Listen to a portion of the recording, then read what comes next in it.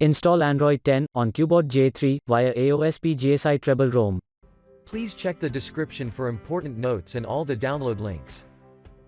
First download ROM and GApps packages, then transfer the downloaded files to the phone storage, link is in the description below. Step 2. Boot your device into TWRP recovery. Once in TWRP, click on Wipe, Advanced Wipe, and select the check boxes, as shown in the image, excluding internal storage. Step 4. Swipe the button to wipe the device.